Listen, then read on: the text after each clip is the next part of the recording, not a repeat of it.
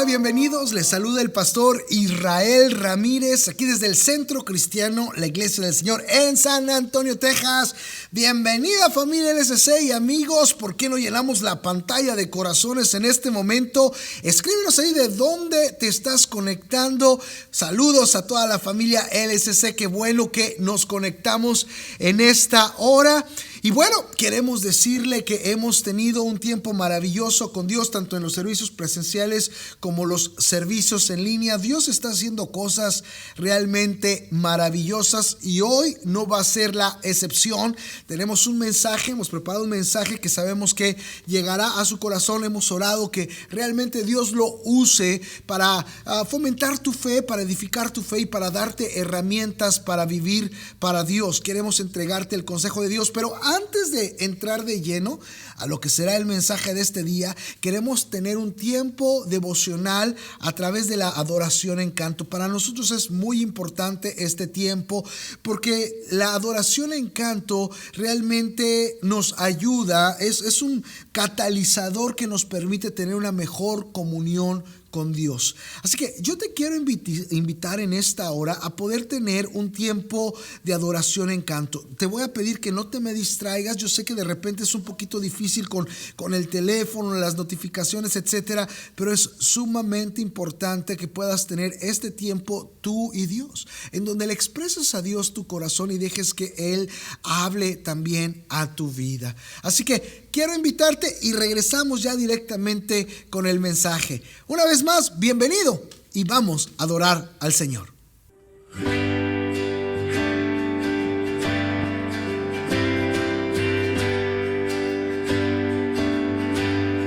El mundo busqué y no pudo llenarme. Ningún tesoro que pueda ganar me saciará. Mas llegaste tú, me diste vida nueva y cada deseo se cumplirá aquí en tu amor. Oh, no hay nada mejor, no hay nada mejor, no hay nada mejor que mi Dios.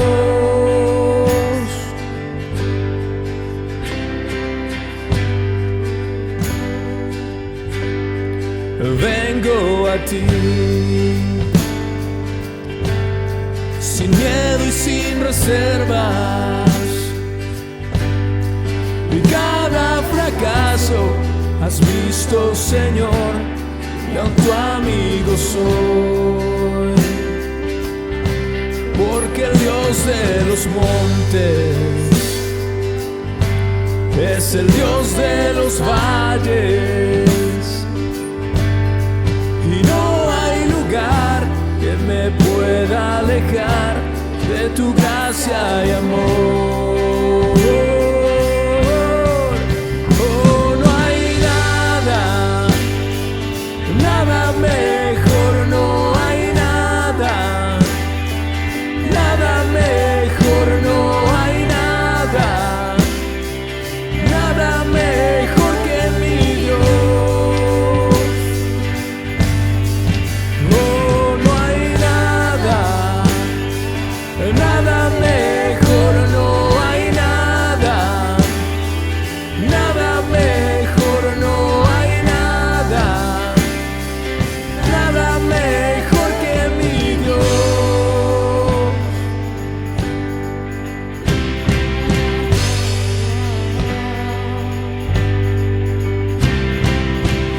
Cambias lamento en danza, de cenizas traes vida, cambias culpa por gloria, sé que solo tú lo harás. Cambias lamento en danza, de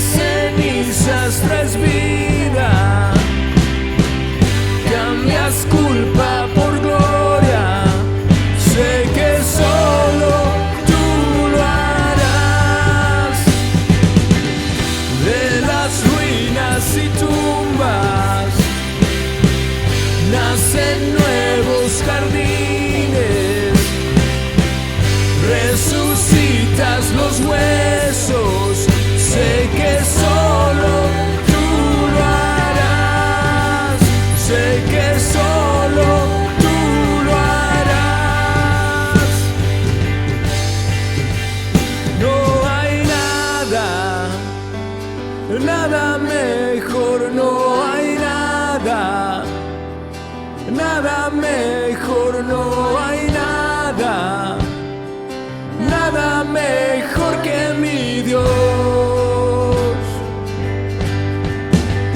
No, no hay nada, nada mejor, no hay nada, nada mejor, no hay nada, nada mejor que mi Dios.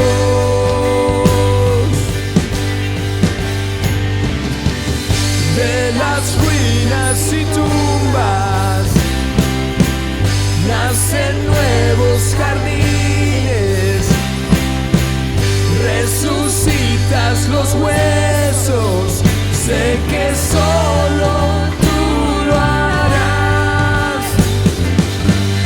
De las ruinas y tumbas nacen nuevos jardines, resucitas los huesos, sé que solo tú lo harás, sé que solo tú lo harás, sé que solo tú lo harás.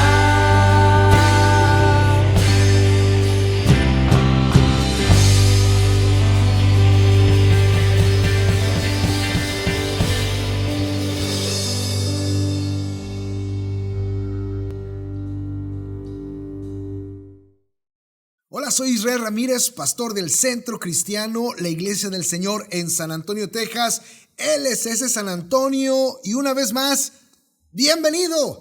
Continuamos con nuestra serie de enseñanzas tituladas Jesús, el Rey, un estudio del Evangelio según Mateo con aplicaciones prácticas para tu vida, matrimonio, familia y servicio a Dios. Estamos en nuestro tercer tema y al seguir con nuestro estudio del Evangelio de Mateo, recordemos que este tiene como meta presentar a Jesús como el Mesías, el Rey. Mateo usa frecuentemente la frase para que se cumpliese lo dicho. Él se refería a lo dicho en el Antiguo Testamento, pues en su enfoque quiere dejar claro a la comunidad judía que la ley y los profetas se cumplían en Jesús. La semana pasada vimos cómo Jesús, siendo el Rey, pasó por un desierto y fue tentado por Satanás. El día de hoy trataremos del capítulo 8 al 10 de Mateo. Y en nuestro estudio nos enfocaremos en dos de los temas recurrentes en estos tres capítulos a estudiar. Número 1, la autoridad de Jesús como Rey. Y número 2, el llamado que nos hace para servirle. Jesús te llama para servirle. Si te has preguntado cuál es la magnitud de la autoridad de Jesús como Rey y cuál es la mejor manera de agradecer la intervención de su autoridad en nuestro favor, hoy lo conocerás.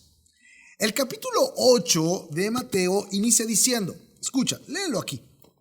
Cuando Jesús bajó de la montaña, lo siguieron grandes multitudes.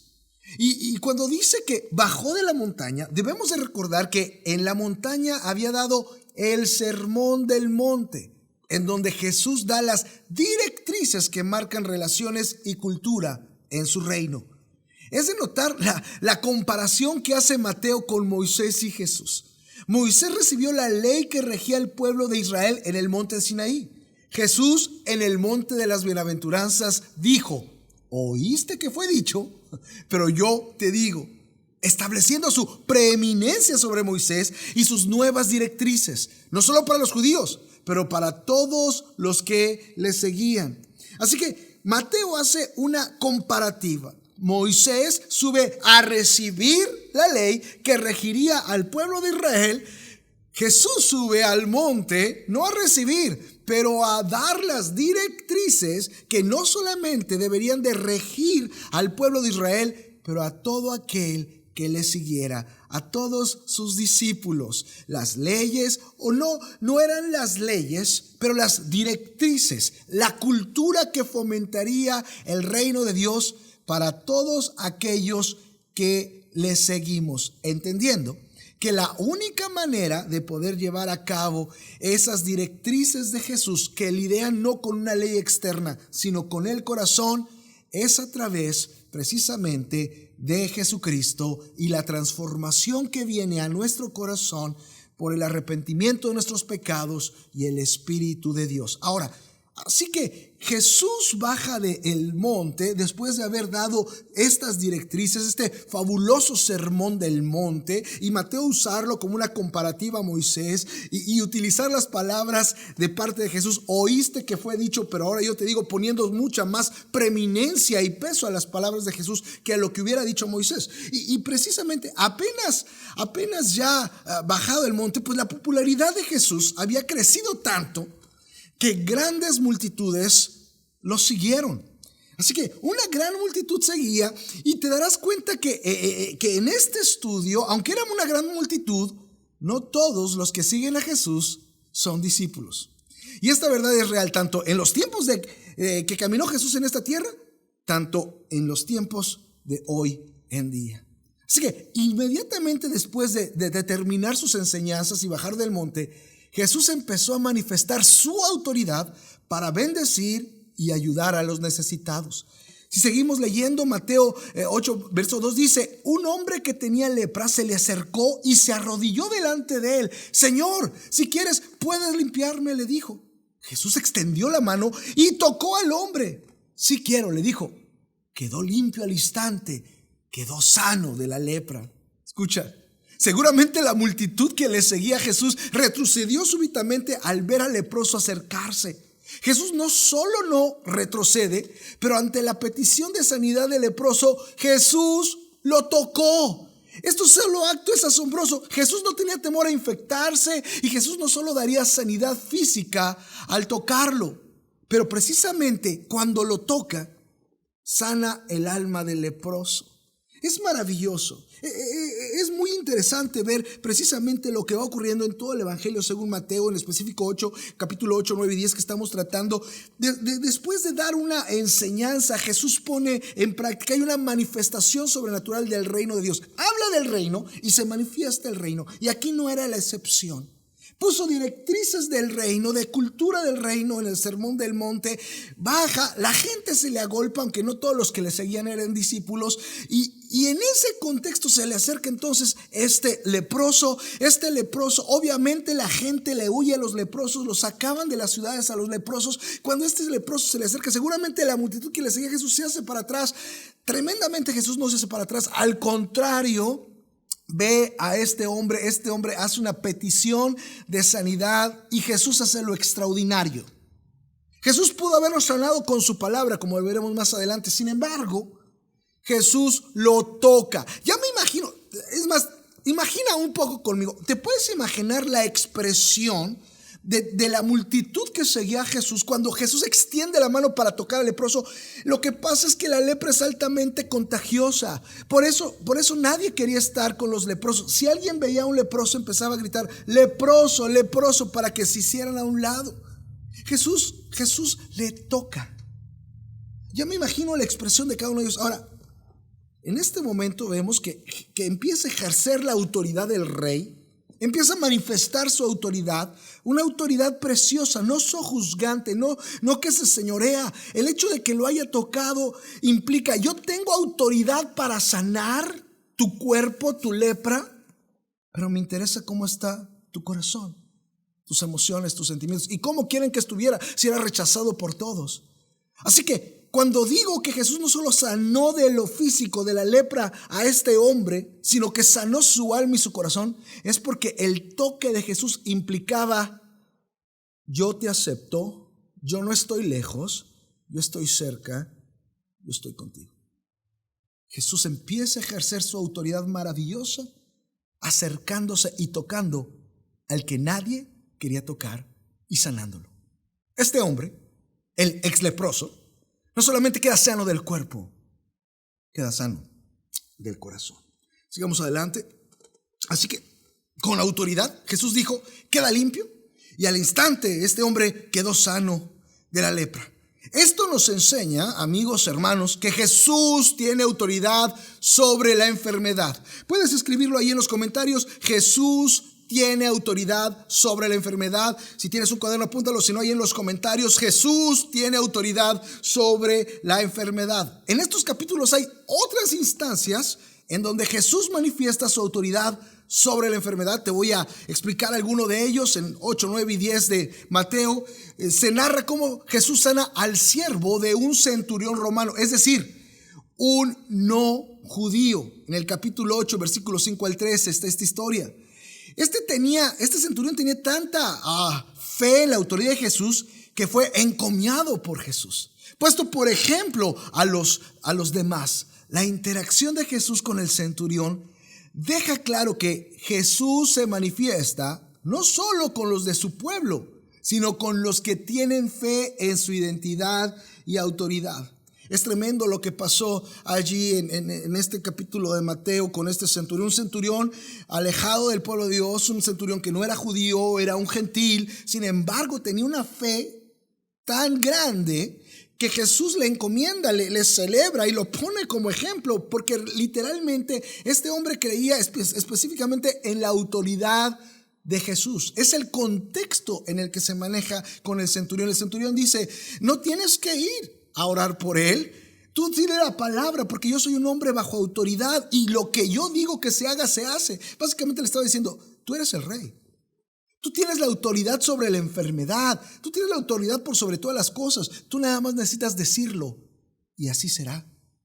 Y el siervo del centurión fue sano en esa hora, porque Jesús tiene autoridad sobre la enfermedad. Y seguía pasando los milagros, seguía manifestándose la autoridad a Jesús, de tal manera que llega a la casa de Pedro y sana a la suegra de Pedro.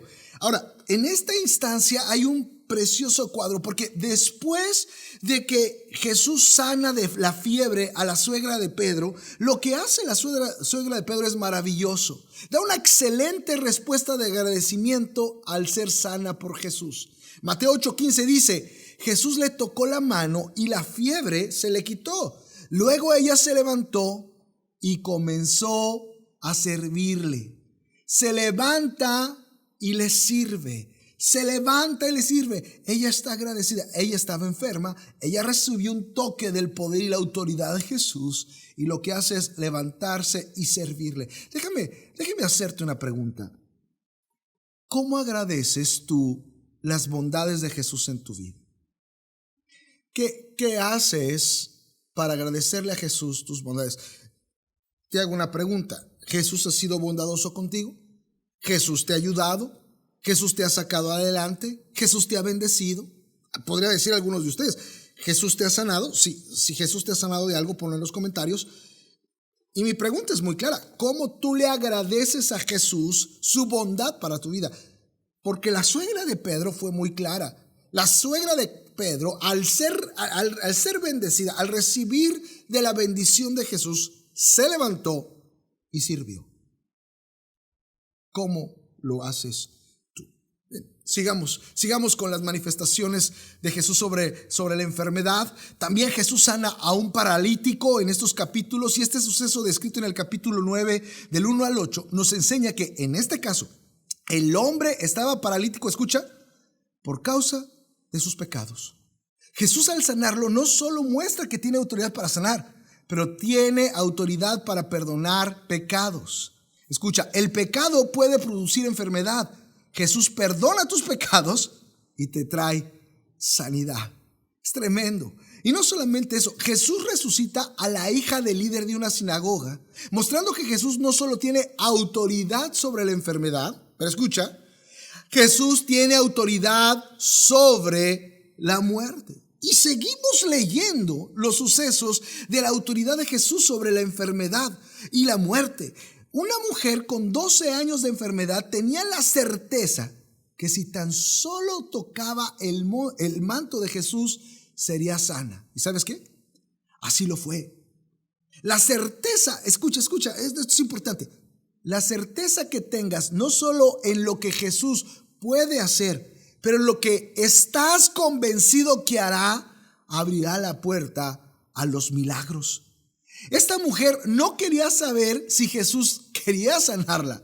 Estaba segura que si tocaba el monte sería sana. Esa era su fe y Jesús supo de esa fe, entendió esa fe y bendijo a esta mujer.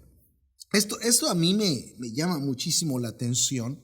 En este cuadro que nos maneja Mateo aquí de la instancia de la mujer con flujo de sangre que por 12 años había estado enferma. Porque no se acerca a Jesús diciéndole, ¿me podrías sanar? ¿Es tu voluntad sanarme? Sino que su convicción era de que si lo toco, quedo sana. Y esto me llama mucho la atención, porque obviamente Dios es soberano, te soy bien claro, Dios es soberano y Dios muchas veces hasta puede usar las circunstancias de enfermedad para atraernos más a Él, para enseñarnos alguna cosa y dicho sea de paso, en algunos casos Él va a actuar de diferentes maneras en diferentes personas. Sin embargo, escucha, había una convicción en esta mujer que no se da en otras personas. Y la convicción no era de que si Jesús quería sanarla. La convicción era de que si tocaba a Jesús, ella iba a quedar sana. No tenía que ver con si Jesús quería, tenía que ver con quién era Jesús y la autoridad que tenía Jesús. Y como para ella Jesús era el rey y tenía la autoridad, entonces ella iba a quedar sana. Y así lo fue. Y quiero que seamos sensibles al Espíritu de Dios, porque muchas veces el Espíritu de Dios nos va a llevar a pedir de la manera adecuada. Y en ocasiones el Espíritu de Dios nos va a poner la fe necesaria para decir, Dios no quiere que le pida si es su voluntad, Dios quiere que haga algo y estoy convencido que Él me va a respaldar, porque sé que esto es de Dios. Y tenemos que dar los pasos de fe como los dio a esta mujer y Dios nos va a respaldar. Es muy importante que quede en tu corazón y se guíen las manifestaciones sobrenaturales. Dos ciegos reciben la vista. Estos ciegos no podían ver, pero sí reconocían quién era Jesús. Ellos gritaron, Jesús, hijo de David. Es decir, Jesús, tú eres el Mesías, tú eres el Rey. Qué gran enseñanza, amigos. Quizá puedas estar limitado en muchos aspectos de tu vida, pero si estás convencido que Jesús es Rey por sobre todo y te ama, verás la manifestación de Dios. Por último, en el capítulo 9, versículo 32 y 34, Jesús le devuelve el habla a un mudo. En sí, era un demonio quien causaba su incapacidad. Jesús echa fuera el demonio de la persona y esta persona es sana. Esto nos enseña que algunas enfermedades pudieran tener una raíz demoníaca, pero también nos enseña que Jesús tiene autoridad sobre el mundo de las tinieblas. Los demonios se le sujetan. También vemos esto, al Jesús liberar a los endemoniados gadarenos. Literalmente cientos de demonios se sujetaron a su orden al instante. Jesús es Rey y las tinieblas le obedecen. Así que vemos, por ejemplo, en esto que estamos viendo de la manifestación de la autoridad de Jesús sobre las cosas, que Él tenía autoridad para sanar. Pero no solamente eso, vemos que algunas enfermedades pudieran ser ocasionadas por pecado, como aquel que le perdonó el pecado, mostrando la autoridad de Jesús como Rey para perdonar pecados y fue sano. Así es, no todas, pero hay algunas enfermedades que pudieran tener alguna raíz de pecado. La buena noticia es que independientemente de la raíz, si es de pecado o no, Jesús puede perdonar pecados y esto va a traer sanidad. En estos dos últimos casos que estamos viendo, el caso del mudo y de los gadarenos que también se narran en el 8, 9 y 10 de Mateo, eran situaciones producidas por demonios. Es decir, la obra demoníaca puede causar ciertas condiciones de deficiencia fisiológica. Y obviamente ese tipo de situaciones Jesús las trata poniendo su autoridad sobre el reino demoníaco. ¿Te das cuenta? A los demonios no se les simplemente se les dice, bueno, Señor, pues a ver si me ayudas. A los demonios se les tiene que hablar con autoridad, la autoridad que solo viene a través del nombre de Jesús. Inclusive también la palabra de Dios dice en este caso en Lucas, hollaréis, pisaréis serpientes y escorpiones y toda fuerza del enemigo y nada te va a dañar. Esa es una promesa de Jesucristo. Jesús tiene autoridad sobre la obra demoníaca. Jesús es el rey. ¿Podrías poner allí en los comentarios: Jesús es el rey? Jesús es el rey. Bien, Jesús, si empezamos a leer el capítulo 9 del versículo 35 al 38, dice que Él recorría todos los pueblos, aldeas, enseñando en las sinagogas y proclamando el nuevo mensaje del reino y sanando a toda clase de enfermedades y dolencias. Pero escucha, cuando Jesús veía a todos los que seguían, sentía compasión por ellos, pues estaban agobiados e indefensos. Eran como ovejas que no tienen pastor. Entonces Jesús le dijo a sus discípulos, a sus seguidores: la cosecha es mucha, pero los trabajadores son pocos. Por eso, pidan al Señor, dueño de la cosecha, que envíe trabajadores para recogerla. Escucha, la necesidad era y es abrumadora. Un hombre, aunque este fuera el Rey Jesús, no podía abarcar y suplir todas las necesidades, y tampoco era su plan. Así que les dice a los 12 y nos dice a nosotros el día de hoy: la cosecha es mucha, pero los trabajadores son pocos. Por eso, pidan al Señor, dueño de la cosecha, que envíe trabajadores para recogerla. Jesús hace un llamado a orar y colaborar en su obra. La necesidad es mucha y se requieren discípulos de Jesús que no solo quieran seguir a Jesús, pero también estén dispuestos a trabajar para bendecir a las personas. Jesús llama a sus discípulos y les da autoridad e instrucciones para ser de bendición y llevar al reino de Dios a cada persona. Así empieza el capítulo 10 de Mateo. Él dice: Jesús llamó a sus 12 discípulos y les dio autoridad para expulsar a los espíritus impuros y para curar toda clase de enfermedad y dolencia. Mateo 10:1. Escucha, Jesús ahora te está llamando a ti. Te quiere dar autoridad y capacidad para llevar bendición del reino a toda persona, ciudad y nación. Jesús te está llamando.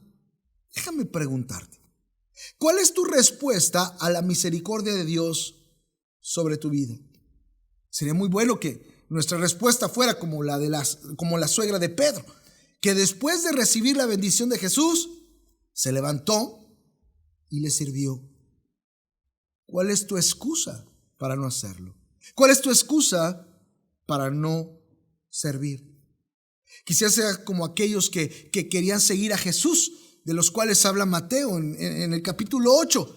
A uno de ellos, que tenía mucho conocimiento de las Escrituras, Jesús le dijo que no tenía dónde recostar su cabeza. Le dijo literalmente: las zorras tienen cuevas y las aves tienen nidos, pero el Hijo del Hombre no tiene dónde recostar la cabeza. Realmente lo que Jesús le estaba diciendo es: quizá no estés dispuesto a dejar tu comodidad por servirme. Jesús nos está llamando a dejar nuestra comodidad, nuestras agendas, nuestra manera de vivir para seguirle y ser de bendición a los demás. ¿Estás dispuesto a dejar tu comodidad para servir a tu iglesia, al prójimo en general? Escucha, Jesús te está llamando. La excusa de otro hombre fue: Señor, déjame ir primero a enterrar a mi padre. Jesús le contestó: sígueme y deja que los muertos entierren a sus muertos. Lo que está interaccionando nos enseña que muchos pondrán la excusa de la familia para no servir a Jesús. Diremos: primero tengo que sacar algunas cosas adelante con la familia. Mira, no me malentiendas, darle prioridad a la familia es muy importante.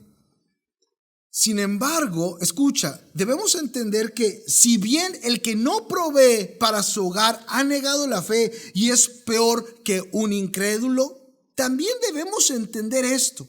Escucha, el servicio a Dios inicia con tu familia, pero no se detiene allí. Se debe extender a la familia de Dios en tu iglesia y a la comunidad en general. Tú puedes decir que tú quieres seguir y servir a Jesús, pero si no estás dispuesto a dar de tu tiempo, tus talentos y economía a tu prójimo, entonces, amigos, hermanos, son solo palabras.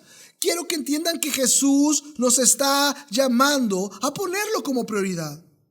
Por último, te quiero decir que Jesús llama a quien Él quiere. En el capítulo 9, Jesús llamó a Mateo, alguien visto como un pecador y no aceptado por la sociedad judía. Mateo atendió el llamado de Jesús y le siguió. Esto nos enseña que Dios te llama a servir, no importa tu historia, contexto, estatus o lo que otros digan de ti. Lo que importa es tu respuesta a Jesús. Amigos, hermanos, la necesidad es mucha y los dispuestos a servir pocos. Escucha, Jesús te está llamando. Así es. Servir a Jesús tiene un precio. Tu decisión puede traerte problemas familiares, cuestionamientos de propios extraños, pérdidas de oportunidades laborales y económicas, sacrificios de tiempos personales. Pero nunca debemos dejar de considerar que Jesús dijo lo siguiente: el que ama a su papá o a su mamá más que a mí, no le doy el honor de ser mi seguidor. El que ama a su hijo o a su hija más que a mí, tampoco puede ser uno de mis seguidores. El que no acepta la cruz que se le entrega al seguirme, no merece ser de los míos. El que se aferra a su vida, la perderá. Pero el que da su vida por mí, la encontrará. El Rey te está llamando. ¿Responderás? ¿Le seguirás? ¿Le servirás? Porque si lo haces, Él te promete esto: todos los que dejaron casas, hermanos, hermanas, papá, mamá, hijos o tierra por mí o por mi causa, recibirán 100 veces más y heredarán la vida eterna. La necesidad es grande y mi oración es que Dios envíe obreros a su mies. La cosecha está lista. El Rey te llama. ¿Le seguirás? Ora a Dios. Dile: heme aquí, Señor. Estoy agradecido por todas tus bondades. Te lo mostraré sirviéndote. Y después, ve, habla con tu pastor y dile: quiero servir en mi iglesia. También sé sensible al Espíritu Santo. Él te mostrará cómo servir también aún más allá de la familia de Dios. Escucha, recuerda, el Rey te está llamando. El Rey te está llamando. El Rey te está llamando. Agradécele. Sé agradecido por todo lo que Él ha hecho en tu vida sirviéndole. Como Mateo, deja lo que estás haciendo y síguele. Sí implica sacrificio, sí implica situaciones a veces de conflicto, pero ¿qué es más importante que Dios en tu vida? ¿Qué es más importante que Dios? Créeme, si tú quieres hallar una plenitud en todo lo demás, lo único que vas a encontrar es que te vuelves a sentir vacío. La plenitud se encuentra en donde la voluntad de Dios está. Voy a repetirte esto. La plenitud se encuentra en donde la voluntad de Dios está. Y el Rey Jesús te está llamando. Agradece su bondad sirviéndole. El Rey Jesús te está llamando. Agradécele su bondad en tu vida sirviéndole. Amigos, hermanos, es mi oración que esta enseñanza haya sido de bendición para su vida. Y como siempre, quiero darles un regalo. Si están interesados en el manuscrito de la enseñanza que hoy compartí, escriban en los comentarios "yo", y con gusto se la regalamos, se la haremos llegar por su Messenger. Si estás en San Antonio, te invito la próxima semana a acompañarnos en nuestros servicios presenciales. Escríbenos en un mensaje para más información. Amigos, familia LSC, les pido que en este momento compartan este mensaje. Sé que al hacerlo, ustedes también se convierten en bendición para familiares y amigos. Compartan el mensaje. Yo soy el pastor Israel Ramírez y este es el Centro Cristiano, la Iglesia del Señor en San Antonio, Texas. En este momento, dale like, suscríbete y recuerda, Jesús es Rey.